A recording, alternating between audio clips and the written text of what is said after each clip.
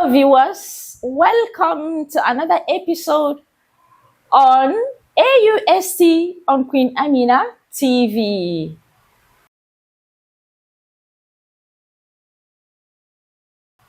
Good day. I am Amina Ilyasu. And together with me today is the head of Civil Engineering Department, African University of Science and Technology here in Galadimawa, Abuja. We'll be discussing today with him, and he is no one but Dr. Olusegun Toluhi. Oh, I know our viewers there were expecting me to say Obasanjo. No, it's not our Baba. This is our doctor right here. He is a civil engineer, and we'll be discussing together on this platform today. Sir, you are welcome. Thank you so very much for having me. Thank you, audience, for having me.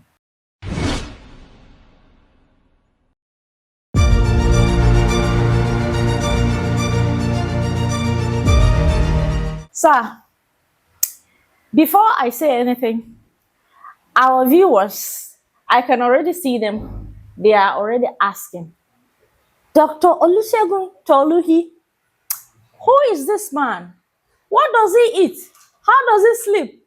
What does he like drinking? How many wives has he got? I don't want to talk too much. Hey, Amina, the horse is here. Let's hear from the horse's mouth. So, sir, tell us about yourself. Okay, incidentally, audience, again, it's a good time to be here. Olusegun Toluhi is not a horse, he is a man. And Olusegun Toluhi actually didn't set out to be an engineer. I was one of those confused students because I remember I did all kinds of subjects growing up at the secondary school. And because of certain things, and it wasn't the time when we had advisors and career counseling, you know, as baby boomers. So we just went to school, we read, and we happened on our careers. So Olusegun Toluhi went to school, did well, went to the university, and when he was going to graduate, his lecturers put him together, and a number of them were like, oh, go read medicine, go read architecture. But my first passion actually was aeronautical. I wanted to become an aeronautical engineer because I grew up in Kaduna, and in my father's house, we had students from Kaduna Poly who were doing aeronautical engineering. So that was my first attraction. But by the time I grew up and I was ready, there was no university then offering aeronautical engineering, and I didn't want to go to the Poly. Okay, I did too well to actually go to the Poly. So I went to the university, and then I put in for engineering, and I'm happy that I was that guided. Doctor, that wasn't a confusion. It was your calling. And we are happy you are here. Now you are doing the work. And today we're here talking to you. So our theme for today is building the future, engineering resilient infrastructure for Africa. Do you know why I'm interested in this institute? Because it's Africa. So it's wide. I've been calling on you people. Come and see this place. African University of Science and Technology is not a joke. It's a place you want to be. If you cannot be here, then your children should be here. Sir?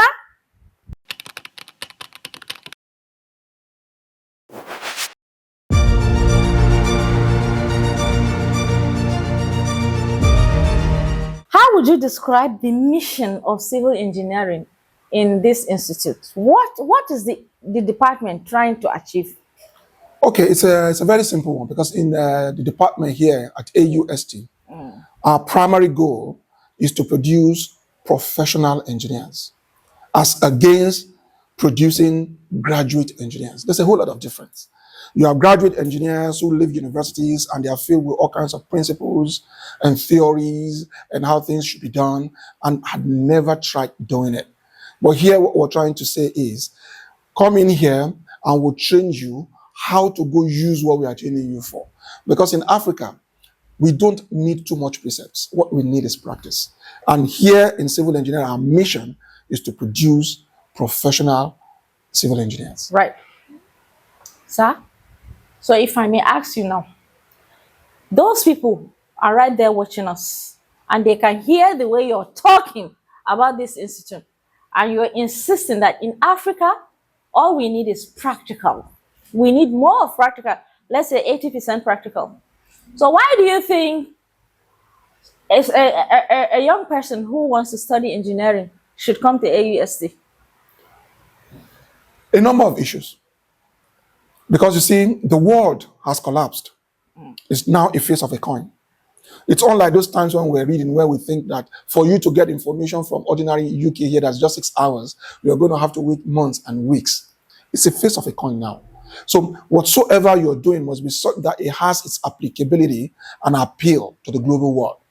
So in AUST, an institution that started as a research institute, if you know the records and if you followed it, you will see that when they started, this school has been there for over 20 years, 2 decades actually, over 2 decades. But they started by churning out post-grad students, just masters and PhD, which ordinarily in all universities, all they do is to do research.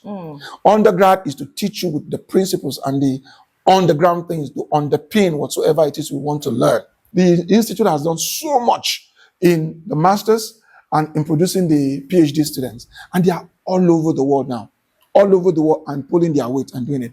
So we're looking at it and say, okay, if you have succeeded that much, why do we not percolate it down to the undergrads? So the same principle with which we were training the postgrads, let's begin to train the undergrads. So we are now applying those same principles to those things that already exist in Nigeria.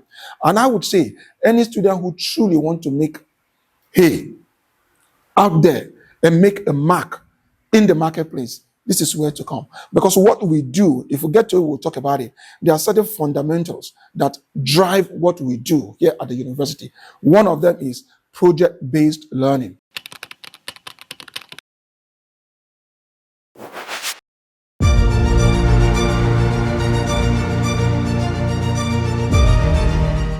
What do we mean by project-based learning? It means that when you come to the university on the first ballot will give you a project that you now need to begin to think about.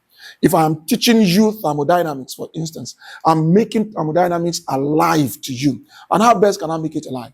I'm looking at an AC, a brand new AC. I am removing a component inside it, and I'm teaching you all that you need to do to make an AC work. And I'm putting the AC before you. All that you have learned. Let me check. Diagnose this AC. Is it working? First, it's not working. Then diagnose it. Why is it not working? So you bring all the principles of those thermodynamics that you have learned to decipher the problem and profile the solution. That way, we believe strongly that by the time you leave here, your thermodynamics will just not be in principles alone or in theories. It will be a thermodynamics that you can open shop to sell to the marketplace. Have you heard from the doctor? He said he's not a horse. So let me leave it like that. He is Dr. Olusegun Toluhi. Yes. So, sir, I've heard from you, and it's quite interesting. You agree with me that we have witnessed so many building collapses in Nigeria, especially in Lagos. We are always having this. So, we train graduates, civil engineering graduates from AUST. Are we expecting to see less of that in future?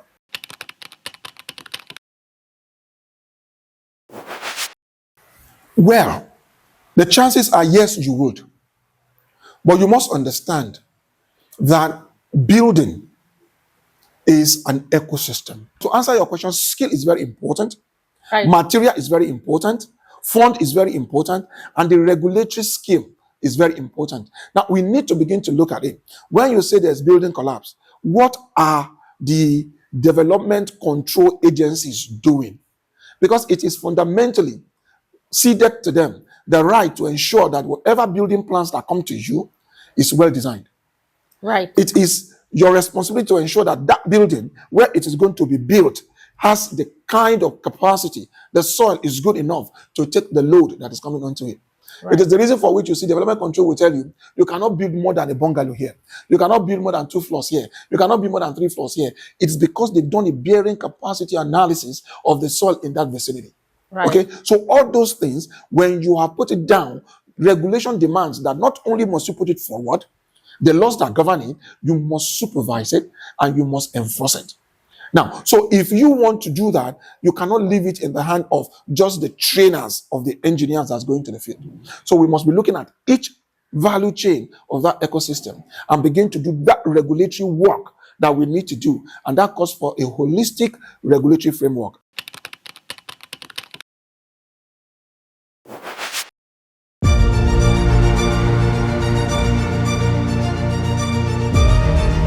With what AUST is doing to train our engineers in structural engineering that would go to fortify the aesthetics of the architectural work that has been done. Because an architect can design whatever he wants that comes into his imagination. Sure. It is the structural engineer that will tell him, okay, look, this is the limit to which this can be fortified and this is the limit to which you can go.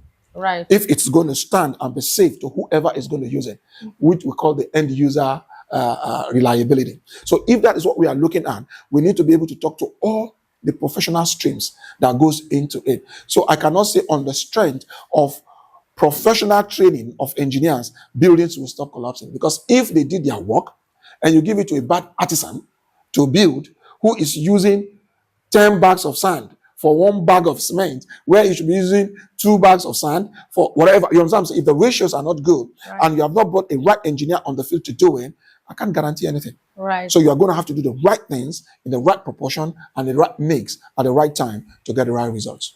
Just in one sentence, sir, can you differentiate structural engineer from civil engineer?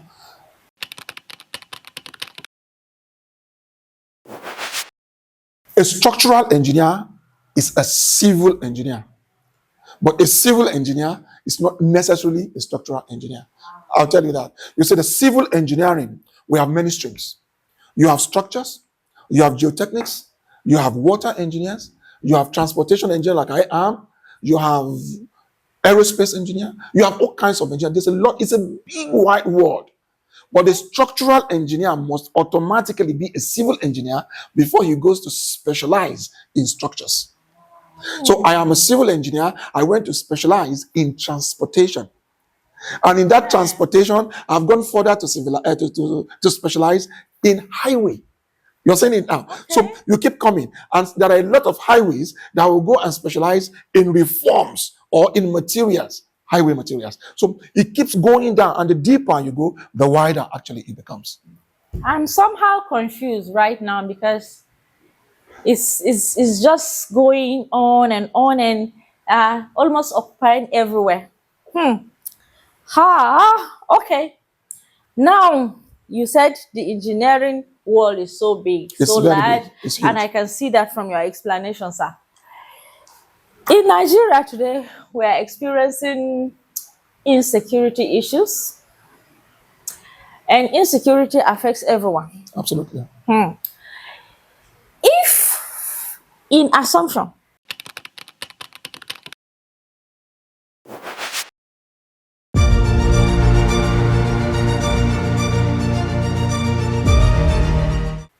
maybe tomorrow we wake up to see that the civil engineers are angry about the situation and have decided to leave this earth. Maybe they've relocated to Mars. So they are no more in this earth. What is the first aspect of the economy that will start collapsing? It is not an economy matter. It's an existence matter. Okay. Existence will just automatically halt. Existence will halt. When I mean halt, it does not mean everybody's going to die. Yeah. You are just going to be where you are now, and you're not able to move forward. Because you see, engineers actually are the builders of infrastructure. And please bear with me when I go a little theoretical here. Okay. You see, when we are talking about science, science tries to give meaning to nature. What science does is it looks at nature and tries to explain it in such a way that we all can understand it. For instance, you look today, you can fly. But when you look at a plane flying, the plane just does not, except choppers and helicopters, the plane just does not take up and fly. What it does, it runs and takes off. Yes. It is taken after a bird. There is a bird. Is that engineering? Yes, there is a bird. That bird lands on water. I've forgotten the name now. It's eluded me. Okay, so I will remember and give it to you. Yeah. That bird, and you can Google it. If you see the takeoff of that bird and the landing of that bird, you understand where aerodynamics for plane travel and air travel came from. So what science did was to study that bird. Why is it taking off this way? Why is it landing this way? And they sat back, and the Wright brothers sat down and said, okay, look, we can design a mechanism to follow that. So science just tries to understand nature, and it now proffers solutions. Not solutions, it proffers theories, put forward understandings that can be put in capsules that people can understand. So the engineers now come. You take that capsule and say, okay, how can I implement this? Because if it remains a capsule, it is useless. It is only a medication. You are going to have to take that medication before it begins to deal with whatever ailments you have. Right. So I'm taking that capsule as an engineer, and I'm saying, how can now make this applicable to community, to people in society, and to the economy, so that people can benefit from it. So when I'm able to look at that and I'm able to break that, then the next thing I'm thinking about is, how can I now mass produce it so that everybody can get it? So now, if you now take engineers who build that infrastructure, who does all the translation of science for the benefit of man, and you take him out of the equation, it therefore means what you have is where you are at, and it means you can't improve it. And let me go again, you can't even maintain what you have. So you see, the world will stop there and civilization will halt. So engineers are the builders of the infrastructure for the civilization of humanity. So when you take engineers out of the question, humanity stop developing. And what it therefore means is you begin to retrogress. Because nature, there's no standstill in nature. You're either making acceleration or you're decelerating. So you mean we should stop them from going to Mars? We can go to Mars, but we will go to Mars to improve what Earth is doing. Because we go bring, because there are some experiments today that is getting done in space. Okay. You know why? Because there is zero gravity in space. Yeah. And I hope that you know the law of gravity is just an explanation that Galileo stumbled on to say to us that, look, anything that goes up comes down. Yes. We have been discussing with Dr. Olusegun Toluhi, the head of Civil Engineering Department.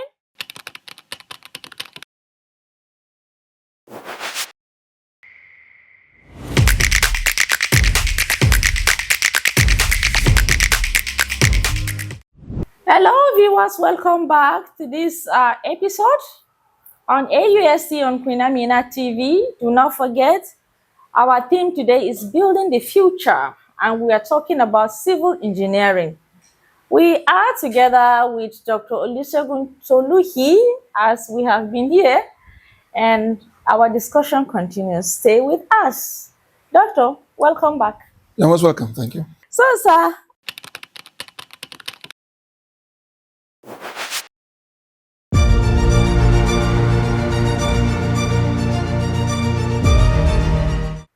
let's talk about partnerships. Okay.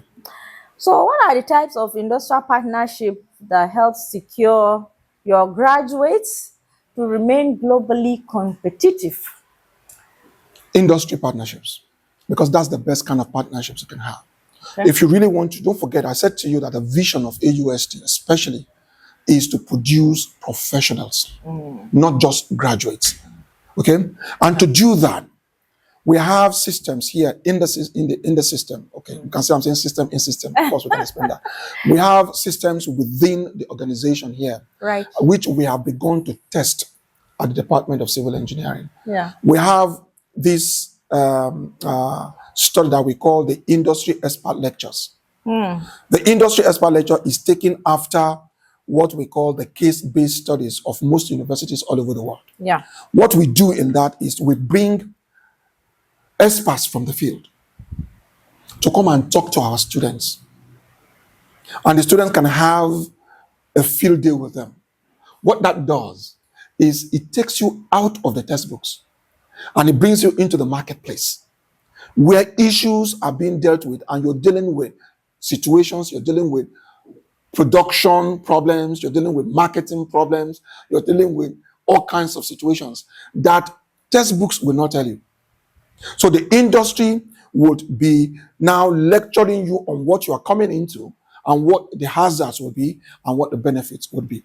So the students, when they are now reading their principles, they are reading the theories, they are reading the underlying processes of what they can relate it to the market they are working in.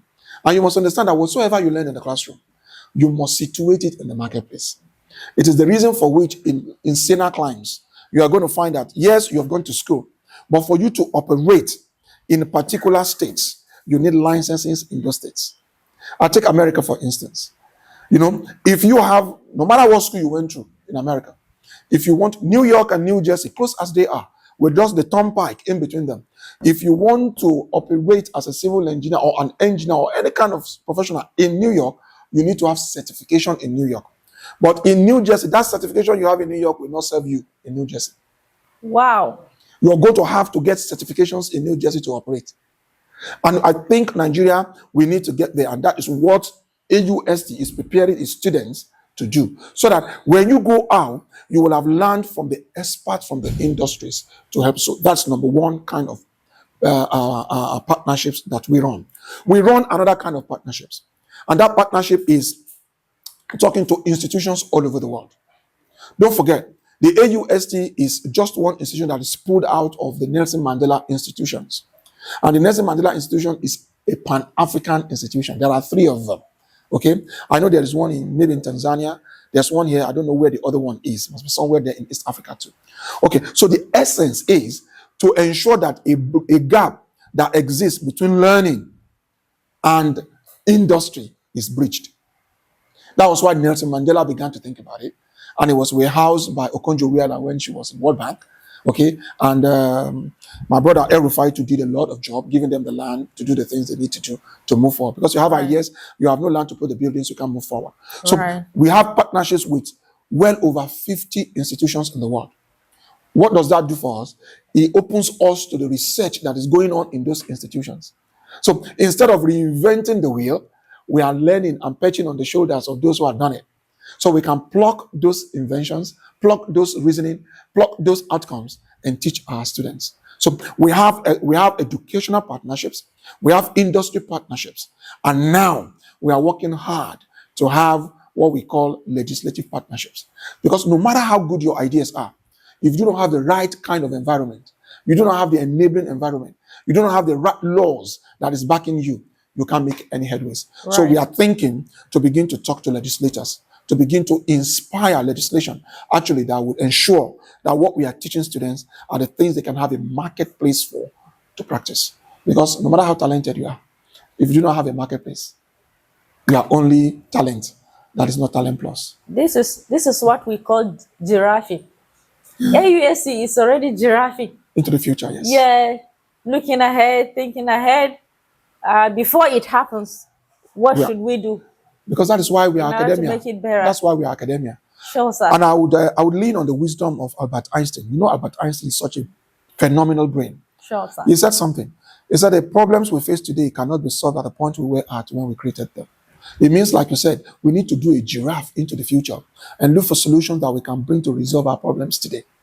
And that's what AUST is doing. Right. We are sitting down. For instance, I'll tell you, today the world is governed by hydrocarbons. What do I mean by hydrocarbons?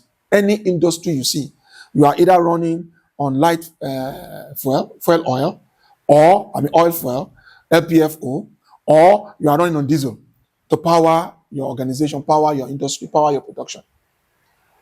But listen to me, Hajia. The world is moving out of hydrocarbons, and we are moving into renewables as we are looking at green energy. So whoever controls batteries will be controlling the economy in 20, 30 years. Today, viewers, can you hear that? Yes. Batteries, long-lasting batteries. At AUST, we are already looking at that. We are already looking at producing lithium batteries. And we are doing that completely with raw materials. So we can produce lithium batteries that can power unendingly. When you see rockets going into the space, how much fuel do you think they will load to go to do that? Once they are in the orbit, They are powering themselves regeneratively, renewably. So whoever controls lithium would rule and govern the economy in the next 20, 30 years. And so today, US is already working in that department. And we are saying, look, we need to begin to look at how we can do power-packed lithium batteries and teach our students how to go about it so that they can be ready for the future and be market fit. I feel like flying right now. Like, let me just fly. Sir, but I'm curious. These batteries you're talking about, are they mainly for like aircrafts and gadgets, or they are also batteries to power our homes, Yeah. like to produce, provide electricity? You see, when you're talking about batteries, high capacity batteries and long lasting batteries, what you use them for really does not count. But important thing is that they have the potential, they have the ability, they have the capacity to be able to last longer than your Duracell, to be able to give you that power that you need for as long as it can. Now, there are some limitations, and people will say, oh, these batteries are not as rugged, and it is true, like what power you would generate by hydroelectricity. But the hydro did not happen in one day. It is the reason for which the academia is investing strongly into it. How are we investing? Well, we don't have money to invest, but we have our brains, and we are looking at it, all the aspect of it, and we are researching daily into it. How can we give this long-lasting battery the capacity for durability? How can we give it the capacity for denseness? How can we give it the capacity for being robust in such a way that if it can carry this light today, what can it carry the next week and carry it for as long? And so we are saying it need not be fickle. Let it be robust and have the strength and the density to be able to carry an industry. If it's carrying a home today, how can we improve it so that it can carry an industry tomorrow? And we are saying, how can we improve it to carry vehicles? Right now, there are a lot of electric vehicles. I don't even know whether you arrived here in electric vehicles. Every car maker is using electric vehicles now, and they're powering through batteries. Tesla started, BYD is taking it further, and so many other. Volvo is working, Toyota is working, Mercedes-Benz is doing that. Okay, they are running vehicles now that can do 330, 360 kilometers per charge. It started from 170, 172 that Tesla was doing. But Tesla is saying, I'm coming. I want to give you a 400.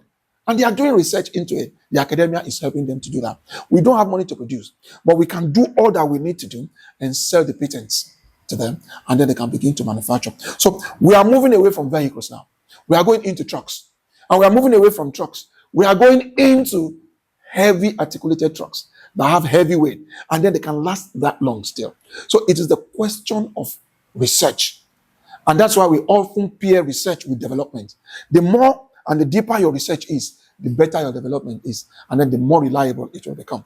So yes, today we might not be able to move all kinds of things, but since the research is going on, we will get there someday, by and by. While you were talking about the electricity to power our homes, I was a bit scared because the NEPA people are watching you, sir. I'm scared that they might come for you. No, let them come. You see, because again, what we are going to do is going to even make them look good. Because whether we like it or not, there is no nation in the world that has ever relied on one source of electricity. Sure. No nation. Today, if you get to America, the energy mix is so mind-boggling. It's so mind-boggling. And they do not even have the facilities we have. You have the heat, which is the thermal. You have the hydro, which is getting from water. You have the nuclear, which is coming from uranium and all those kind of funny things, okay, californium and the rest of it. You have the solar, which is coming from, you have the wind. Sure. If you get to Netherlands today, you're going to see the big windmills. In fact, they have adopted as a national symbol. And they are developing from the windmill. Look, can you imagine if you go to, you're from Zamfara, if you go to Taraba, on those hills, and you put windmills there. Mambila. On Mambila, going to Hong, you put those mills there on those cyclonariums. Can you imagine what we can tap from that? Sure. Can you imagine what we can tap from the heat? 200 people daily defecating. We go to the toilet, we defecate. If we completely put all those things and channel it to a pool as a waste materials, Can you imagine the heat? If you, for those of us who use pit latrines, in the mornings you can't see the kind of heat that's coming from the pit latrines. So if you find a way of ensuring that those things do not stay at the backyard of your house and they are going into a central pole, can you imagine the heat that can be generated from that? And it will be translated into electricity. Is that also an aspect of Oh, engineering? yes, it is. Waste materials, wastewater materials and energy. What? Engineering. That's why I said engineering, civil engineering is massive. So treating waste materials is a big source of energy that we have not gotten into. What about waste disposal? What in the north we call boiler? If we pack them and we engineer them, we can generate a lot of heat from that. But all those things are what AUST is sitting down at and looking at and saying, how can we push it further? What researches can be done? And we are studying and doing those researches to be sure that we can serve our society better. Wow. Dear viewers, I believe you are with us and you are listening to what the doctor is talking about. We have a lot to learn from this. Imagine there are many things we see and we don't even understand what they're all about because it's not our profession, of course. So for those seeking to go into this world, the world of engineering, please come here. This is the right place for you. The African University of Science and Technology is just right here to give you what you want. Practical experience, hands-on. This is where it sits. So this engineering world is beginning to turn my brain because it's just too wide. I can see so many as we go. You keep on unleashing what is even confusing me.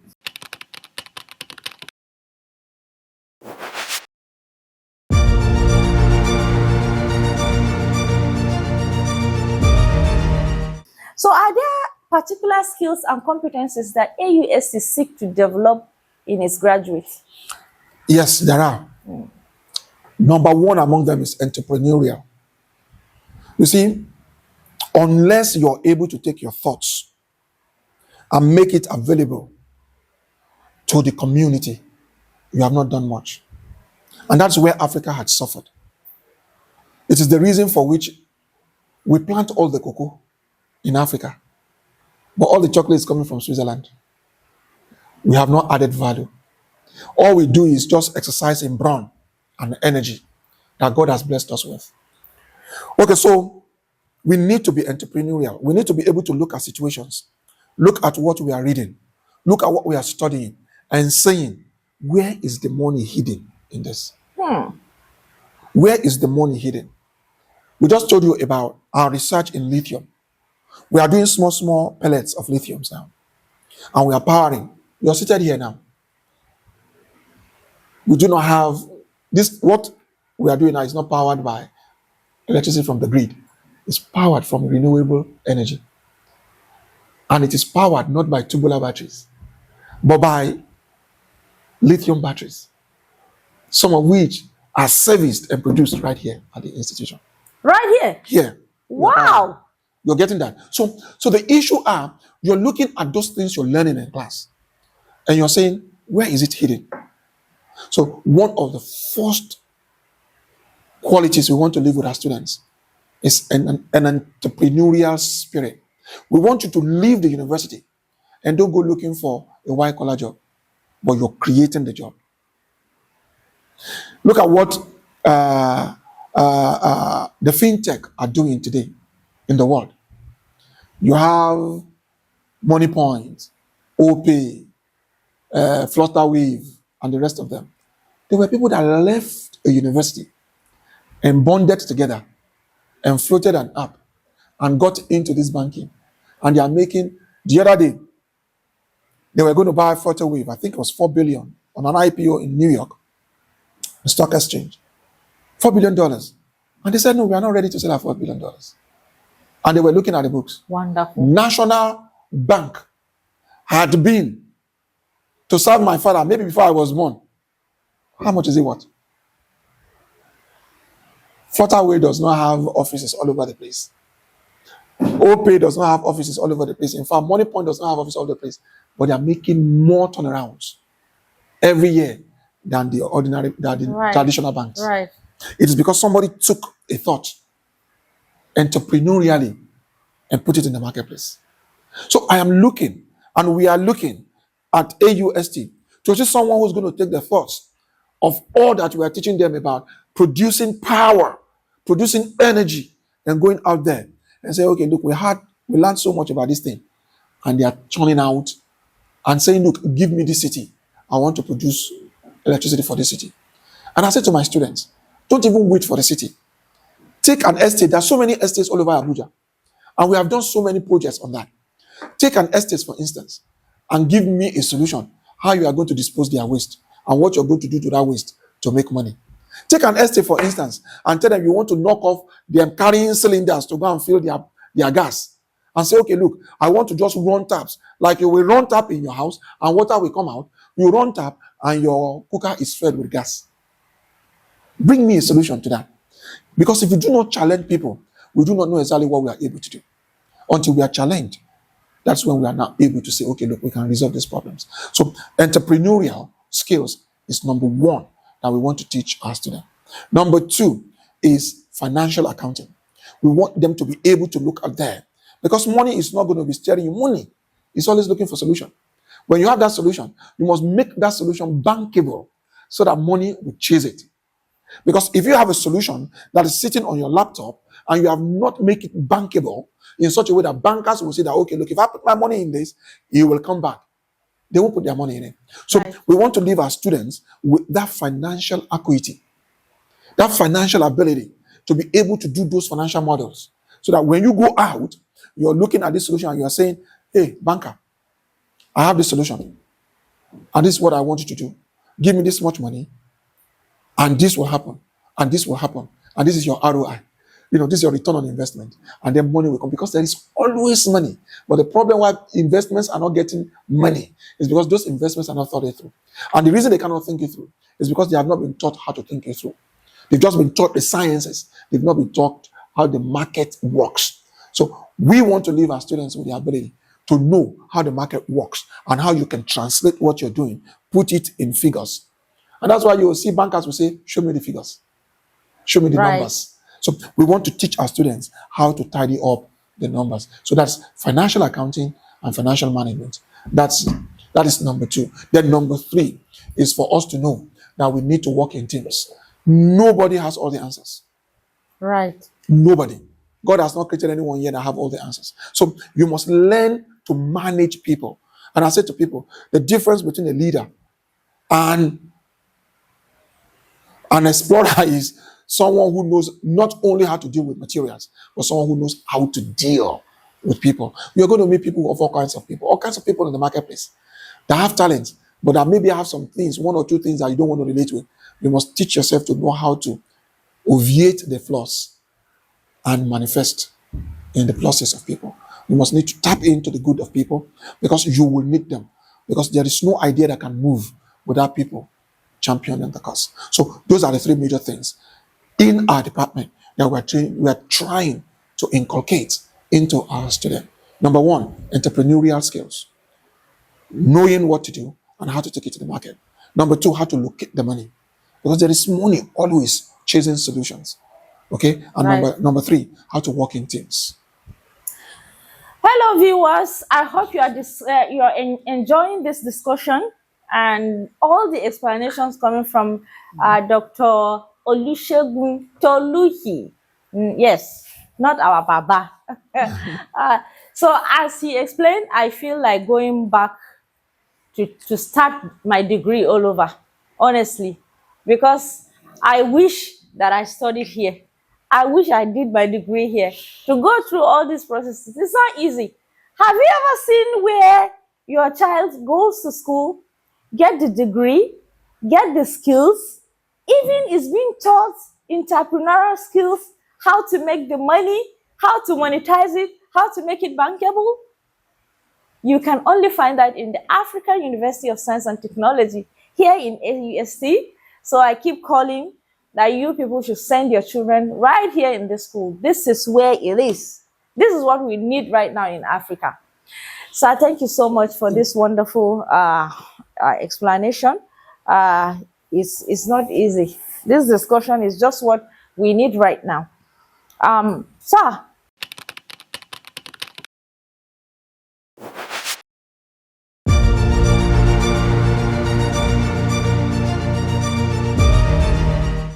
We're still on. Tell me about emerging technologies like AI. What role do they play in civil engineering? Massive. Yeah. Massive. Okay, you see, I've had a whole lot of criticism of people saying, oh, don't you use the available AI tools? For instance, oh, students don't read anymore because they are using GTP, they are using these, they are using that. I'm like, what do you mean? When we went to school in the 80s, we studied from textbooks. Sure. Those textbooks were written by people, and the ideas were not originally theirs. What they did was, because they were experts, they read a number of books and they summarized it and put it in one textbook as per the cogency of those things that we can read, and they gave it to us. So, and I said to them, would you rather have your student today in 2020, in the 21st century, study like we studied in the 20th century? I don't think it is right.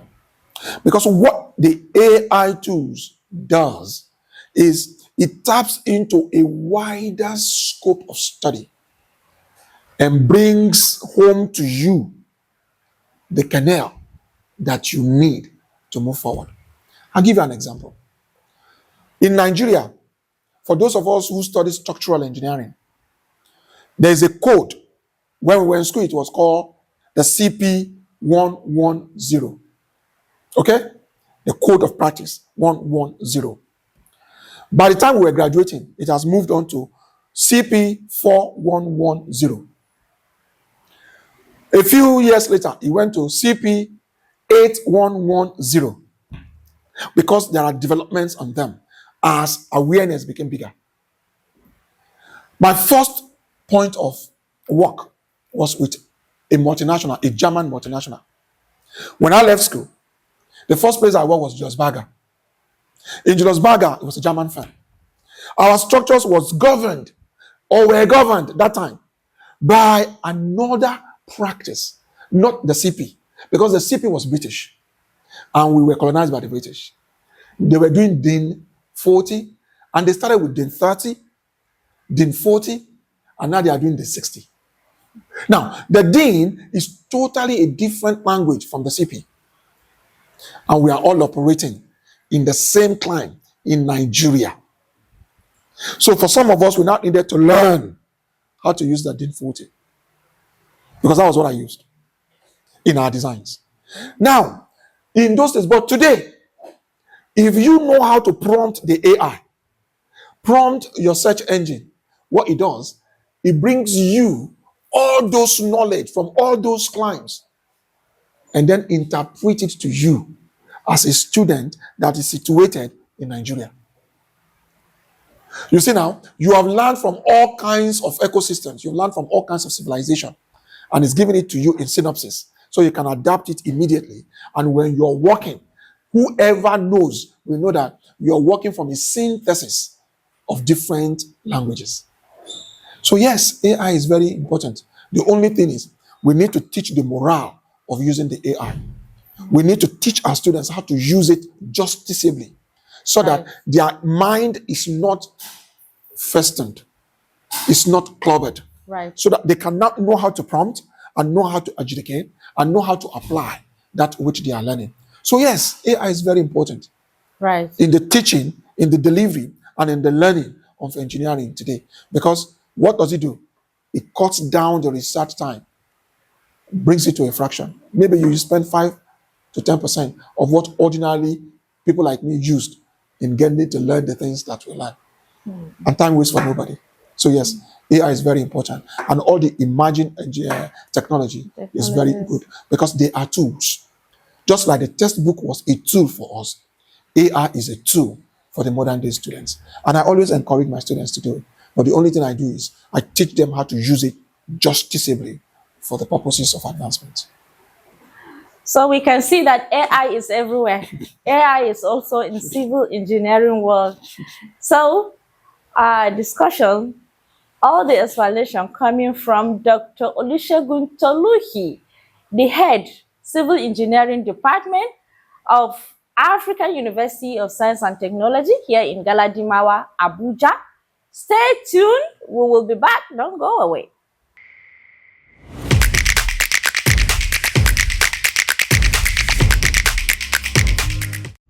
Hello and welcome back to this wonderful platform of AUST on Queen Amina TV.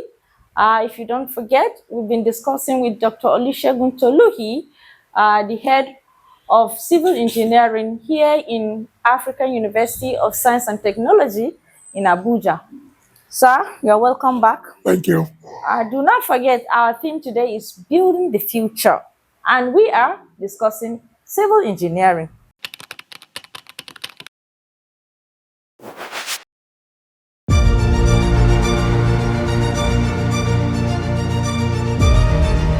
So let's talk about climate change. Yeah. How is climate change forcing engineers to rethink infrastructure design?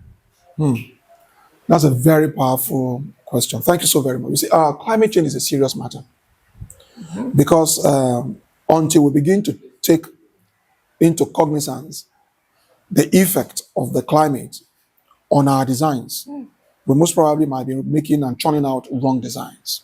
Sure. It impacts strongly on the design and the use of our projects. For instance, and permit me to go into roads, because climate change affects roads much more than any other aspect of engineering. You would know that it is now a known fact that the ice at the two poles, the North and the South Pole, is melting. It's melting at an alarming rate, so that it's beginning to affect atmospheric indices. Now, what that is saying is that you must expect flooding. You must Right. expect a whole lot of flooding Right. downstream. And it is happening already. If you look at what's happening in Asia that's closer to it, there's a lot of flooding. We must not expect, because water, and I need you to understand this, water is the most intractable natural element. You can't destroy water. Sure. It is indestructible and you can't contain it. When it comes full forces, you know, when fire is doing all kinds of things, you bring water to quench it. But water, when it goes, you're just going to find a way to let it go. You know what I'm saying? Or manage the pathways. You can't destroy it, and it cannot be exterminated. So what you do in engineering, because that question means we now need to begin to become very deliberate with the designs of our projects. And that's why resilient engineering is becoming the new frontier. It is advised by the climate change. And what do we mean by resilient engineering? Resilient engineering, from the word resilient, is that kind of engineering that is able to take the worst challenge of the climate change and absorb it, and yet perform the duty that you have asked it to. And that one would kick in. When you're talking resilient engineering, you're looking at value engineering. How do we have the money to be able to do those things that will be resilient against the onslaught of the climate change that we know now is a reality? And there is a third leg to it under resilient engineering. It is called forgiving engineering. And what does that mean? It means if I am designing and I've designed for the worst case scenario and I've taken into consideration my cost benefit, I am saying something can still go wrong. If this thing go wrong, it must not have the level of adverse effect that it will have on the end user. You must forgive them. Sure. You understand that? So Sure. all those three levels are the levels of engineering that we are now looking into as we continue to combat the impact of climate change. Climate change is very serious, not only concerning water, even in temperature. So now, when you want to design a home, in those days, when you do your BTU calculations for the room, you say, okay, look, maybe I might be able to cool it with a 2 horsepower AC. But today, it is changing. To say, no, 2 horsepower won't do it.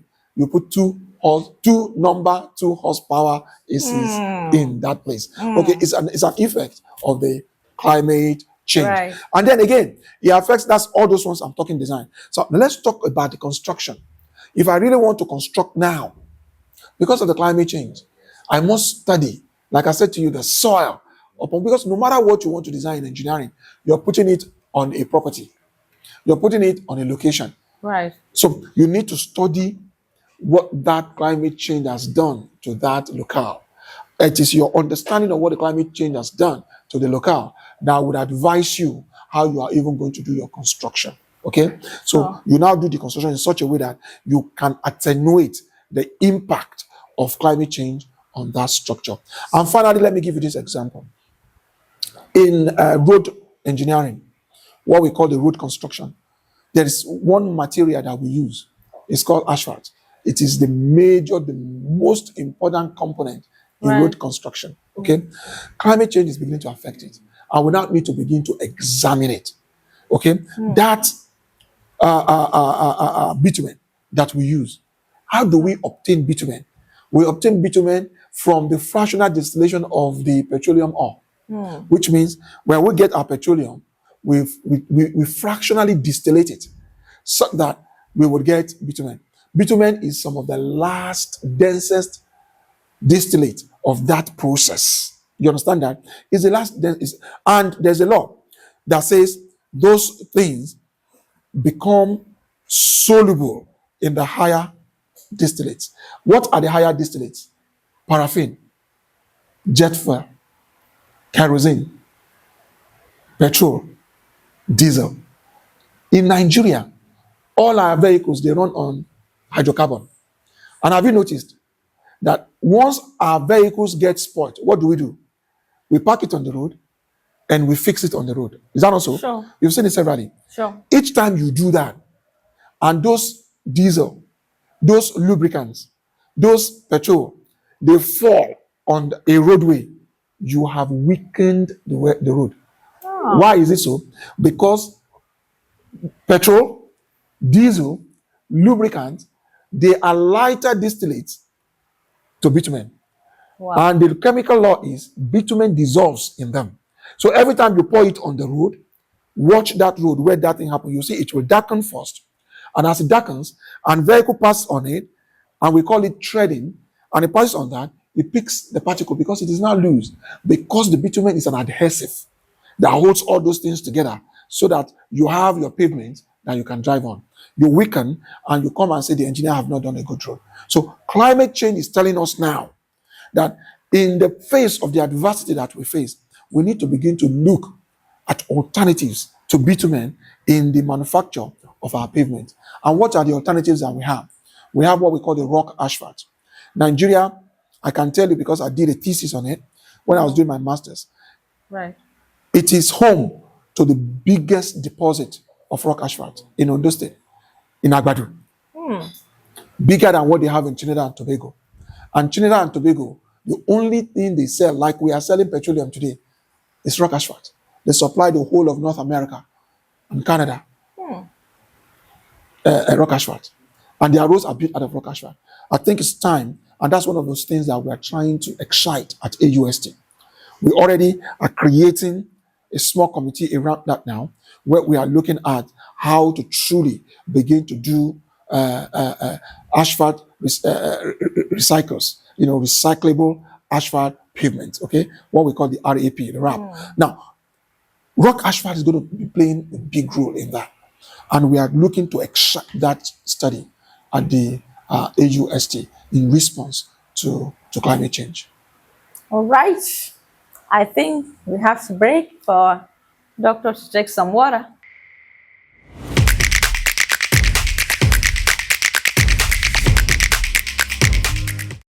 So, sir, I heard you on climate change, and this is that was a deep insight. We pray God that everything goes well. Yeah. So,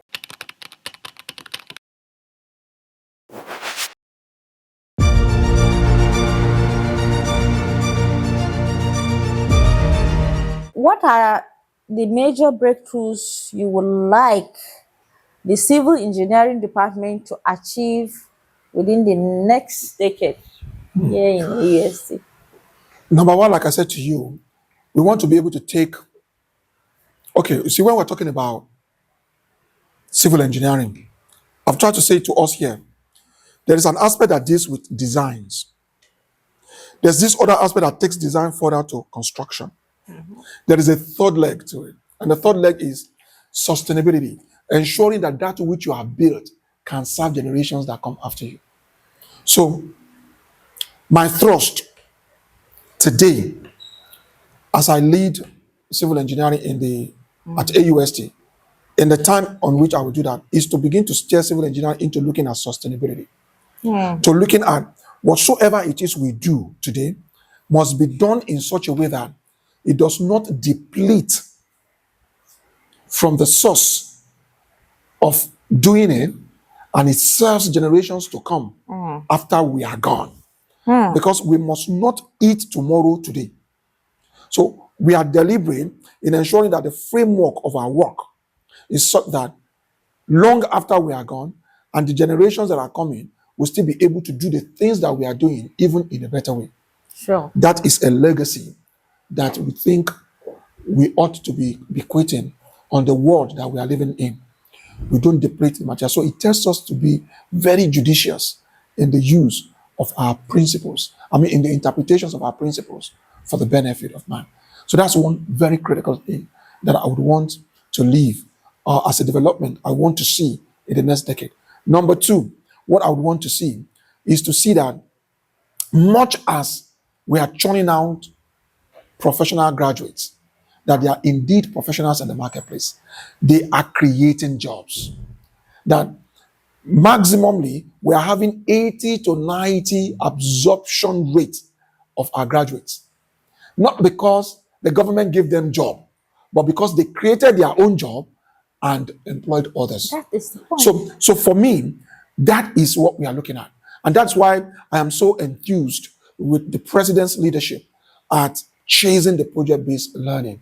Because those were one of those things that brought me into the academia. Maybe I should tell you my little story. I worked in the private sector, worked in the in the government agencies, and then worked in the public sector.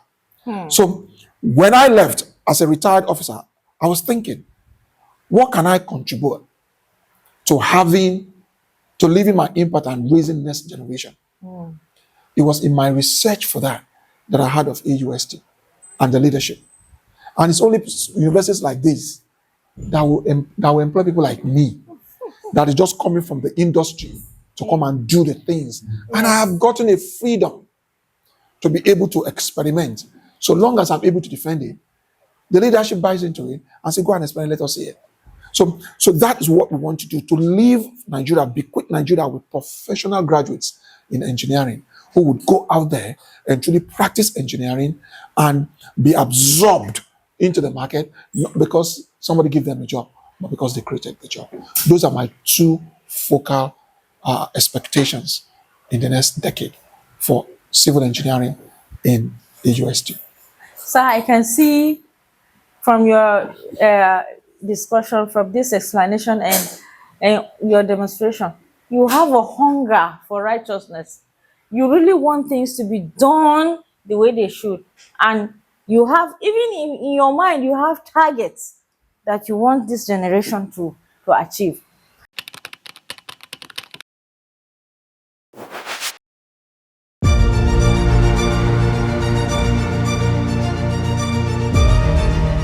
Sir, if resources were to be available today, like we have available resources and unlimited, what grand research would you like AUST to establish? Well, I'm going to be selfish here. Okay. And you know why I'm going to be selfish? Because basically this is what I know. Okay.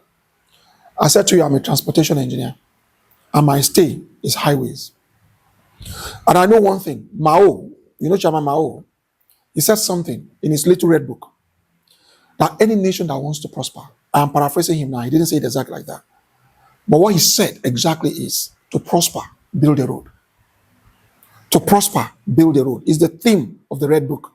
Google it, just get the red book and look at what Mao of China, to prosper, build a road. A road, okay. What that means is any economy that wants to take growth seriously, you must concentrate on the road infrastructure. Roads. Just concentrate. If I have the opportunity today of looking at any leader, I'll say, look, listen, just concentrate on the road infrastructure. You know what the road infrastructure does for you? It is the nerve of your commerce. It is the nerve of your economy. It is the artery that carries the entire growth of any nation. Now, when I say build a road, it does not necessarily mean the highway. I hope you know the railway Your track. profession. You know the railway track is a road. Yeah, sure. I hope you know. Sure. The airline does not fly anywhere. The moment you put it into that trajectory, you have crafted a road for it. There's no aircraft that will change course without permission from the tower. It travels in a particular designated pathway.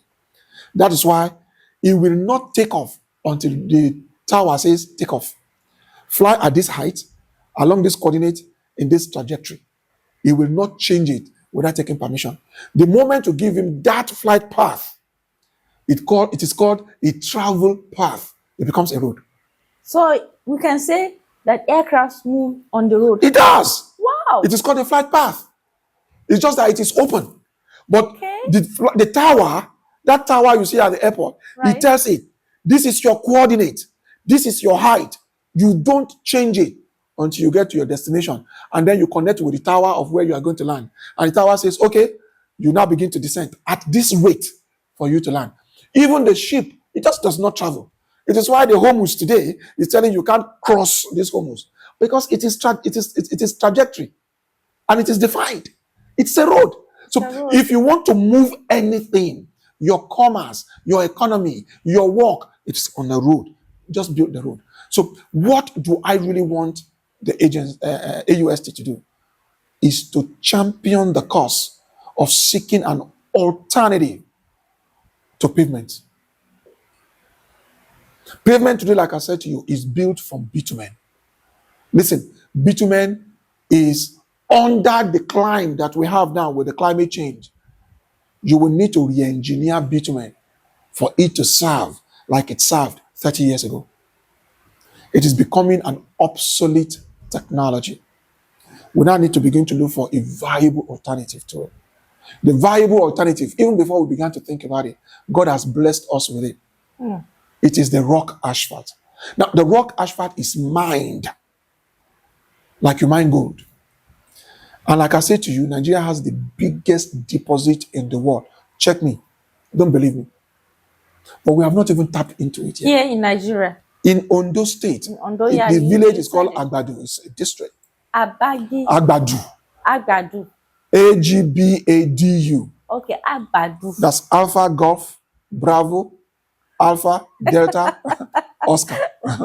So in that, it's a whole study. You'll be enthused if you study, and we can make all kinds of money that we've never made before in Nigeria.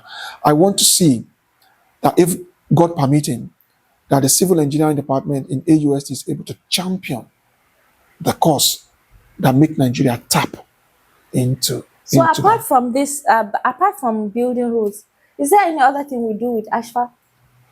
A lot of things. Okay. A lot of things you do with asphalt. A lot of things. But what it does mainly, not asphalt, bitumen. A lot of things you do with bitumen. Okay. Asphalt is built from bitumen in a mix, like you build concrete. Yes. You build concrete from cement and sand and aggregate. So the same way you build asphalt is the asphalt pavement from bitumen. Okay? So bitumen is what we are talking about. Bitumen is the one that we need to begin to change the chemistry, because it's a fundamental component in building our highways. We need to change that. Yes, there are a lot of other things you do with bitumen. You do tanking with bitumen. If you have places where the soil is so bad, it's so very bad, okay, and you can't build in it like you do, like we have now in Bayelsa. You know, Bayelsa is very swampy. So in those kind of swamp, you can do soil stabilization using bitumen to stabilize them. You know what I'm saying? Because bitumen is impervious to water. So wherever you have water problem, you can use bitumen for tanking so that you can build whatsoever structure you want to do. So that's one thing I would want to see AUST do. And another thing, which is the last one I will speak to, is the lithium batteries that I spoke to you about. Yes, sir.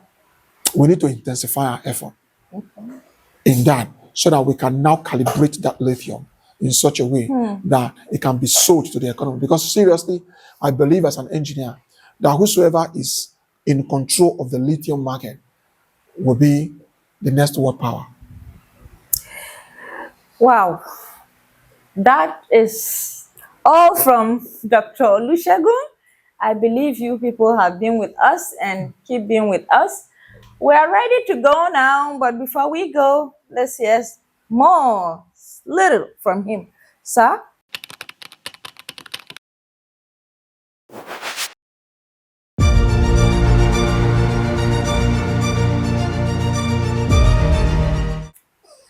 What message would you like to tell young Africans who are looking for career in civil engineering?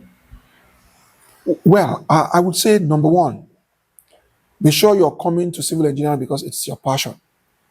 Because the study of civil engineering can really test your patience. If it's not your passion, you will not see it. If you're looking for, because today everybody, what I hear among the young generation is they want to hit it. If what you want to do is hit it big and make money, I would say, well, you most probably might not be a very good engineer. You can make money as an engineer. But if the first goal is making money, I would say, please don't come to engineering.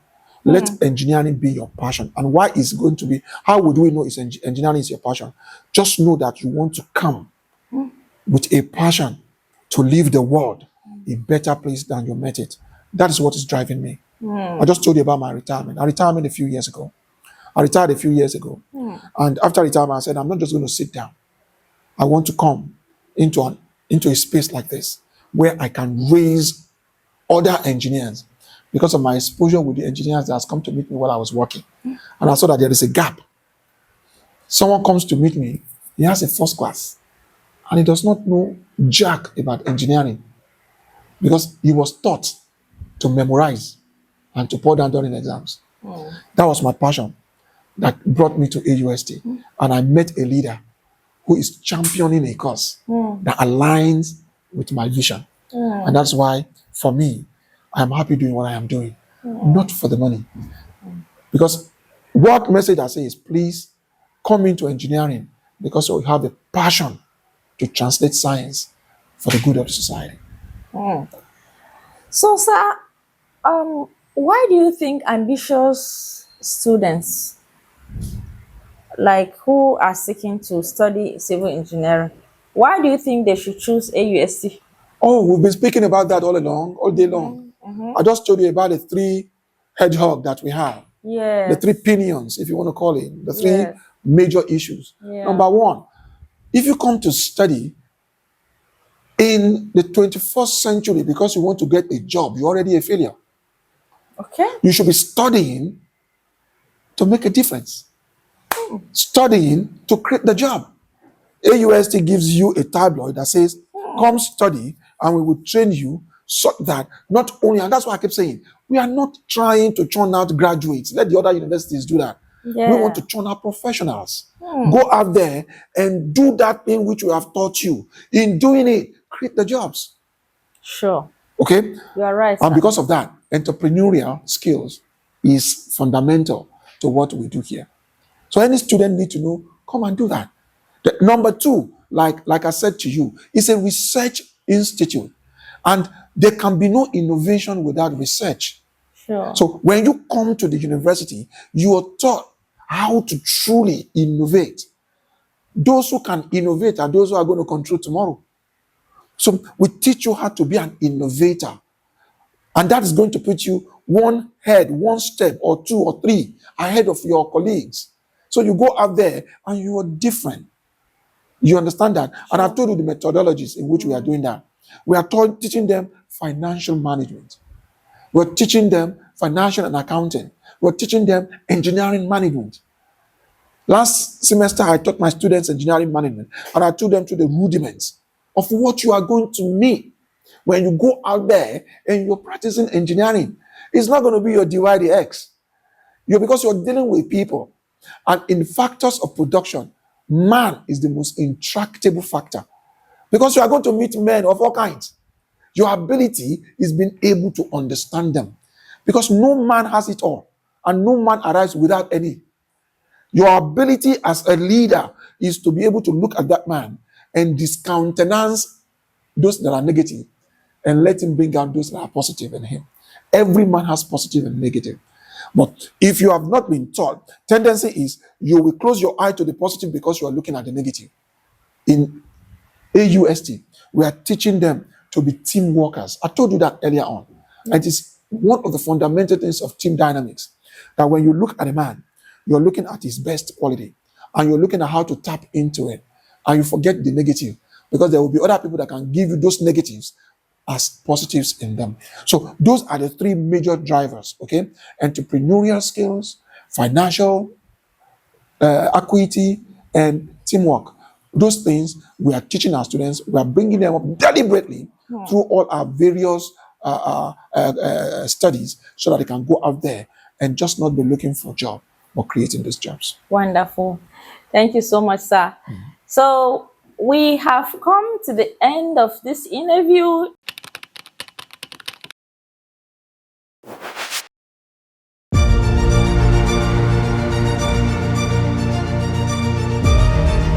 Sir, this is personal. Okay. Yes.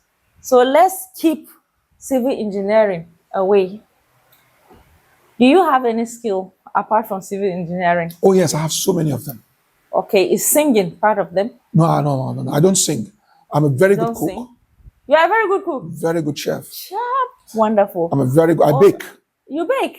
I'm a very good chef. I bake. Okay. Okay. I'm a poet, Okay. and I write. You write also. Okay. And I'm a pastor. You are a pastor. So you see, I Wonderful. got so many skills. You have so many skills. Yeah, from the way you talk, it's possible. So, sir, now since you are a chef, I want you to tell us how to make a wedu soup. What? How do you make a wedu soup? Ewedu is the simplest. Do you know? Have you seen? If you see ewedu, do you know the ewedu leaf? Okay, so I think I do. You want to make the ewedu. You cut the leaf. Yes. You wash it. Normally, if I want to do ewedu, what I do is I cut the leaf, I wash it, and when I'm washing it, I'm just not washing it ordinarily. I do water, salt, and some vinegar. I wash it very well, and then dice it. When I dice it, the water is on the fire. Okay, when I have the water on the fire, I have my local condiment because I love to eat it locally. Have you seen locust bean before? Yes. What we call iru. Yes. I use a lot know of iru. She says she does not like Maggi. I don't like Maggi too. Okay, but I prefer Maggi to salt. I don't like salt because sometimes the sodium chloride is too harsh. So I have the fire, I have the water on it. I put my tinge of salt, a tinge, so that I can have the stuff, and then I put the Maggi in it. And I do my light pepper, It depends on how you want it. Sometimes you want the pepper with the granule. Sometimes you want the pepper to be smooth.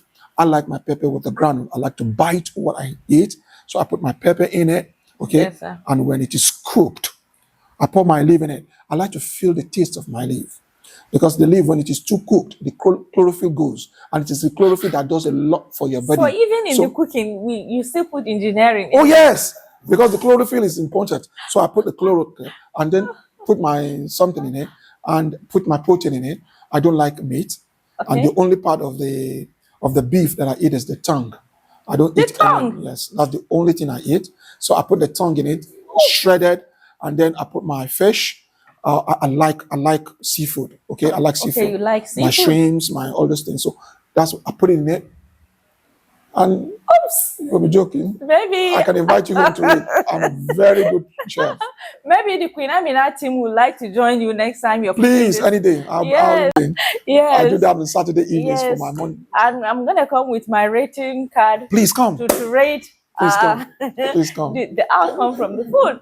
So viewers, thank you for staying with us. That was a really rigorous interview with Dr. Olusegun Toluhi of the Civil Engineering Department of African University of Science and Technology here in Abuja. And it has been discussion on the theme, building the future, as you have heard us. And we are just waiting. Viewers, you have heard everything about this Learning Institute. And of course, your children need to be here, right here in this university, to grab these opportunities we are looking for in Africa. So thank you for staying with us. Continue to hang on AUST on Queen Amina TV in order to listen to exclusive interviews with the important personalities in these schools in order to discover the mission and vision and the all goodies embedded in this great learning hall. Stay with us till next episode. We'll just be right here with you. Queen Amina TV, don't forget, I am Amina Ilyasu, reporting right here from the African University of Science and Technology here in Galadimawa. Have a nice day and goodbye.